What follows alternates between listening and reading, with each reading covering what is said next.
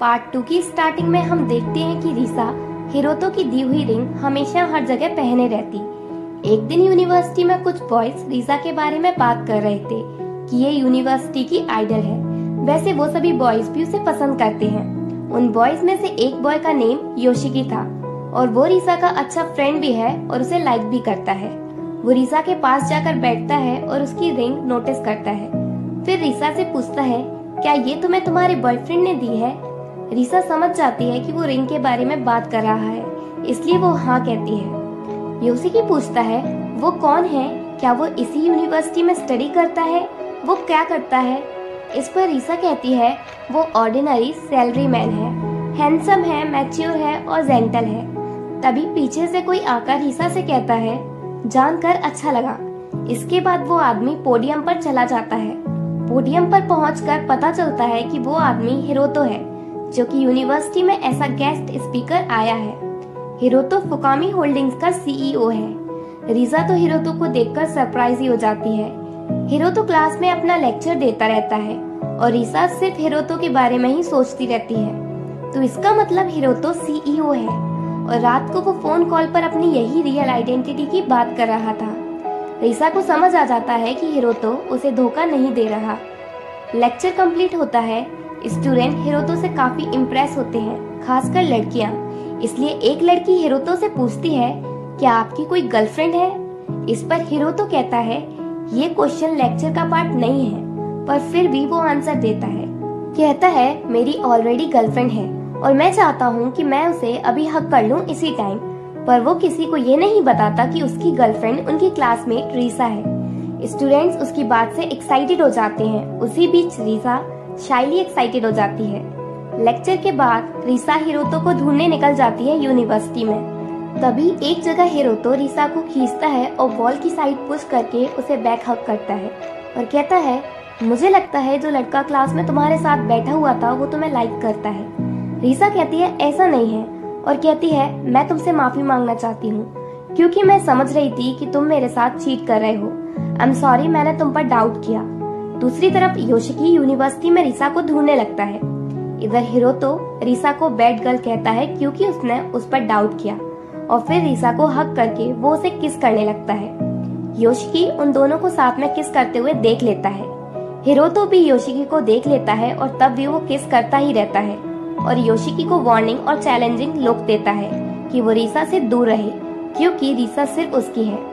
Yoshiki वहाँ से चुपचाप चला जाता है, पर वो इतने इजीली रिसा पर गिव अप करने से मना कर देता है। नेक्स्ट डे क्लास में वो रिसा को देखता है जो कि कुछ रेसिपी देख रही थी अपने फोन पर। योशिकी पूछता है, क्या तुम्हें कुक करना पसंद है? रिसा कहती है, ऐसा नहीं है, बस मैं अच्छे से कुक करना चाहती हूँ। योशिकी कहता है, मेरे होते हुए तुम टेंशन ना लो, मैं तुम्हारी हेल्प करूंगा कुकिंग करने में। देन वो रिसा को रेस्टोरेंट लेकर जाता है जहाँ वो किचन में ऐसा पार्ट टाइमर वर्क करता है। तो वो रिसा को बताने लगता है कि कैसे क्या करते हैं। फिर रिसा खुद से ट्राई करती है जिसमें योशिकी भी उसकी हेल्प करता है। योशिकी पूरी तरह से उसके ऊपर होता है जिस वजह से रिसा थोड़ा डर जाती है, लेकिन वो सब सहती है क्योंकि वो हिरोतो के लिए कुक करना सीखना चाहती है। कुकिंग सीखने के बाद योशिकी और रिसा साथ में वापस यूनिवर्सिटी जाते हैं। तभी रास्ते में वो दोनों हिरोतो को देखते हैं। हिरोतो वहाँ रिसा को लेने आया था क्योंकि वो उसका कॉल रिसीव नहीं कर रही थी, जिस वजह से उसे उसकी चिंता हो रही थी। योशिकी हिरोतो से कहता है, काफी टाइम से रिसा मेरे साथ थी और मुझे लगता है कि उसे रियलाइज ही नहीं हुआ कि तुमने उसे कॉल किया। और जाते टाइम योशिकी हिरोतो से कहकर जाता है कि वो इजीली रिसा पर गिव अप नहीं करेगा। रिसा एम्बैरेस फील करती है, पर हिरोतो को इससे कोई प्रॉब्लम नहीं होती। हिरोतो को नॉर्मल देखकर रिसा को टेंशन होती है और सोचती है, अगर हिरोतो की जगह मैं होती तो मैं इसे किसी और लड़की के साथ देखकर बहुत गुस्सा होती। देन हिरोतो उसे अपने अपार्टमेंट में ले जाता है जहाँ वो उसे आइसक्रीम खिलाता है। वो बहुत डिलीशियस होती है जिससे रिसा अगेन हैप्पी हो जाती है। हिरोतो रिसा की नेक पर किस करता है जिस वजह से उसकी नेक पर रेड मार्क आ जाते हैं। नेक्स्ट डे रिसा योशिकी से जाकर मिलती है और कहती है, मुझे तुमसे कल के बारे में बात करनी है। इस पर योशिकी वहाँ से जाने लगता है और कहता है, मुझे कल के बारे में तुमसे कोई बात नहीं करनी। रिसा उसे फॉलो ही करती रहती है तो योशिकी उससे कहता है, मैं तुमसे बहुत प्यार करता हूँ, उस पर्सन से भी ज्यादा। रीसा कहती है पर मैं सिर्फ हिरोतो को प्यार करती हूँ। योशिकी कहता है तुमने मुझे बहुत जल्दी डंप कर दिया। तभी वो रीसा की नेक पर रेड किस मार्क नोटिस करता है, जिस वजह से वो एग्रेसिव हो जाता है और फिर वो रीसा को वॉल की साइड पुश करता है और उसे किस करने के लिए उसके क्लोज जाता है। देन ये सीन यहीं कट कर दिया जाता है। नेक्स्ट सीन में दिखाया जाता है कि यूनिवर्सिटी में योशिकी हिरोतो से मिलता है और कहता है मैंने रीसा को किस किया। हिरोतो उसकी बात पर विश्वास नहीं करता। योशिकी कहता है मैंने सच में रीसा को किस किया। हिरोतो कहता है तुम वो बिल्कुल भी नहीं करोगे जो रीसा को पसंद ना हो। योशिकी समझ जाता है कि वो अब हिरोतो से और झूठ नहीं बोल सकता। एक्चुअली में उसने रीसा को किस किया ही नहीं है। वो हिरोतो से कहता है तुम कभी भी रीसा को सैड नहीं करना, उसका अच्छे से ध्यान रखना और अगर तुम्हारी फीलिंग्स उसके लिए जरा भी कम हुई तो मैं उसे तुमसे छीन लूंगा। हिरोतो बिना कोई जवाब दिए हंसकर वहाँ से चला जाता है।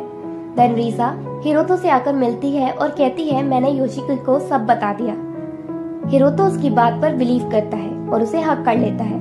रीसा सोचती है ये बिल्कुल मिरेकल की तरह है, जिस पर्सन को हम लव करते हैं वो भी हमें लव करे तो। इसके बाद हिरोतो रीसा को अपने साथ ट्रेडिशनल जैपनीज टी रूम लेकर जाता है। रीसा को वो बहुत अच्छा लगता है क्योंकि वो रूम उसे उसके होम टाउन की याद दिलाता है। हिरोतो रीसा को बताता है कि ये कैफे हमारा है और मैं इसकी ओपनिंग कल कर रहा हूँ, इसलिए मैं चाहता था कि इस कैफे में मैं सबसे पहले तुम्हें लेकर आऊँ। फिर हिरोतो रीसा के लिए वनीला ड्रिंक लेकर आता है। रीसा उसे देखकर सरप्राइज होती है। हिरोतो कहता है क्या अब तुम्हें सब याद आ गया? मैंने ये कैफे स्पेशली तुम्हारे लिए बनाया है। देन हिरोतो रीसा को सारी बात याद दिलाता है। कहता है उस कैफे में जहाँ हम फर्स्ट टाइम मिले थे वो भी मेरे मैनेजमेंट के अंडर है। एक दिन मैं वहाँ स्टाफ मेंबर बनकर कस्टमर्स को ऑब्जर्व कर रहा था, तभी वहाँ मैंने तुम्हें देखा और तभी से मुझे तुमसे प्यार हो गया। तुमने कॉफी ऑर्डर की थी पर उसका टेस्ट तुम्हें बिल्कुल भी पसंद नहीं था। इसके बाद मैं तुम्हारे पास यही वनीला ड्रिंक लेकर आया था और तुम्हें दी थी ये कहकर कि ये सैंपल है। तुम बहुत खुश हो गई थी पर एक्चुअली में वो सैंपल नहीं था। इसके बाद से मैं तुम में इंटरेस्टेड हो गया था। मैंने तुम्हें बहुत ढूंढा पर तुम मुझे नहीं मिली। बस एक दिन मुझे शॉप पर तुम्हारा नोट मिला जिसमें तुमने थैंक्स कहा वनीला ड्रिंक के लिए। नोट के बाद मैं समझ गया था कि तुम बहुत अच्छी लड़की हो। तो ये फर्स्ट टाइम नहीं था जब हिरोतो रीसा से मिला था। फिर जब वो कैफे से जाने लगते हैं तो बाहर उन्हें अकोत्सु मिलता है। अकोत्सु भी एक यंग बिजनेसमैन है और वो हिरोतो का दुश्मन भी है। मतलब थोड़ी बहुत लड़ाई चलती रहती है उन दोनों में बिजनेस को लेकर। अकोत्सु कहता है कैफे ओपन होने से पहले तुम यहाँ एक लड़की को ले आए। हिरोतो पूछता है तुम यहाँ क्या कर रहे हो? वो कहता है मैं तो बस थोड़ा क्यूरियस था कि तुम एक लड़की की वजह से ये कैफे ओपन क्यों कर रहे हो।